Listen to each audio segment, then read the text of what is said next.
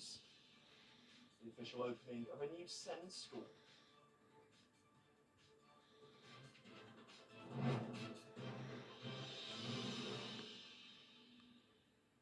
Hello, you're watching Headline News. I'm Jonathan Kenwright, and a very warm welcome to the programme.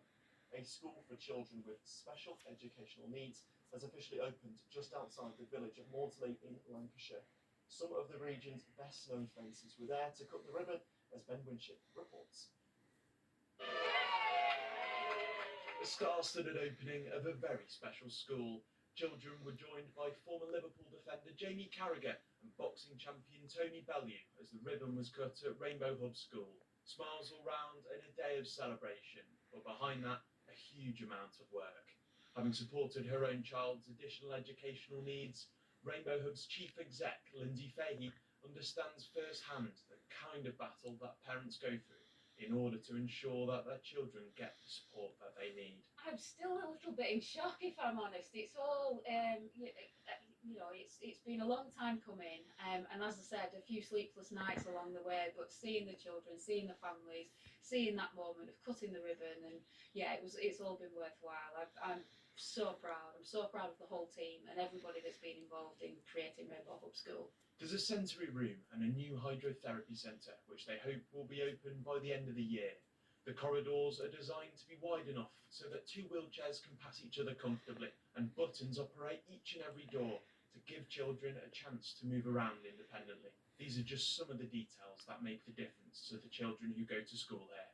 With funding from local businesses and Chorley Borough Council, it really does represent the very best of the North West. I think that's the nature of the North West, the city I'm from, Lancashire, where we are now. We look after each other. There's that real community spirit, family, people who need looking after, need help. I think that's what life's about, isn't it? We're all on our own little journeys, on our own little ways at different times, but I think the most important thing is that we all help each other, because we all need help at different times, and at this moment you can see help that's getting provided here for those young kids. As a thank you, the children put on a one-of-a-kind performance. We hope you enjoy looking around our school. We're going to sing somewhere over the rainbow. Somewhere over the rainbow, way up high,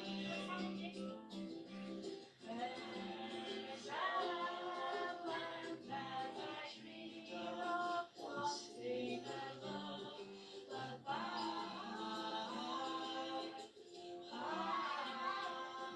I don't emote hugely, but I just felt a real tug there, because those children were clearly enjoying every moment of what they were doing there and participating. Every child should have the ability and the place to be able to enjoy their education and to perform, and these children have been given that chance. And thank you to everyone at Rainbow Hub for providing that. The end of a day of celebration, but the start of an education that will give these children a fair chance at reaching their full potential. Ben Winship, That's TV. Elsewhere now, a man has been jailed for 20 months after attacking his partner following a night out in Blackburn. 37-year-old Richard O'Connor strangled his partner, dragged her down the stairs and banged her head against a window so hard that it caused it to smash. He was given a 20-month jail sentence and a 4-year restraining order at Preston Crown Court. An abandoned pub in Preston could reopen for the first time in 8 years after plans for restoration work were submitted. Old Dog Inn shut its doors in 2018, with the Grade 2 listed building lying dormant ever since. Preston-based Python Construction Limited submitted the documents to restore the building, which outlined their intention to bring it back into use as a pub. In the local sporting news, a stoppage time winner from CJ Hamilton sealed a crucial 3 points for Blackpool at the weekend. The win against Burton Albion has lifted the Tangerines out of League One relegation zone with 6 games to go. Speaking after the game, Hamilton said the roar of the crowd gave him goosebumps when his strike hit the back of the net. Now for a quick look at what's going on in your local area. Preston's Moore Park will play host to a celebration of Caribbean culture this May. There will be live performances, a parade through the city, and food and drink on offer for this year's Preston Caribbean Festival on the 24th of May. Blackpool Comic Con is taking place on the 26th of April. The event will be hosted at the Norbeck Castle Hotel, and it will give comic fans the chance to dress up as their favourite characters, explore merchandise, and meet with other fans. And as always, we would love to hear what you think, so please do get in touch with your views of a story of your own that should be on the show. Follow us on X on That's TV Lancs. Get in touch on Facebook by searching for That's TV Lancashire, or you can write to us by dropping an email to lancashire@thats.tv. More local sporting news. For the second time in a week, Morecambe FC suffered a late blow in the National League. The side conceded 2 late goals to lose 2-0 at home to fellow relegation candidates Aldershot Town. Morecambe now sits second bottom and are 8 points off safely with 5 games to go. Speaking to That's TV, podcaster Joel Shooter said it now feels like all the hope has been taken out of the side's campaign.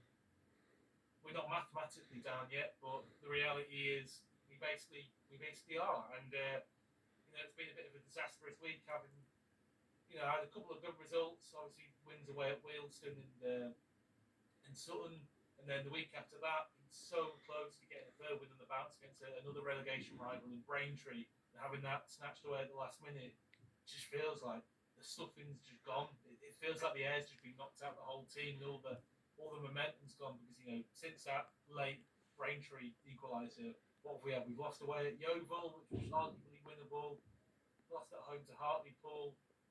Good side Hartlepool, I thought, but ultimately at home it was another one that could have been targeted for a win, and obviously to lose like we did on Saturday against Aldershot, it was quite perilous already prior to the match, but after the match I think that's probably that. But ultimately, look, I think Jim Bentley, the manager, he's come in at a difficult time. I think he's done a good job. I think he's been unlucky with a couple of things here and there. A couple of things have taken the wind out of our sails despite some decent performances.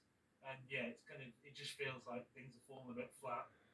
And that's your headline news. Coming up next on That's TV, it's your local weather.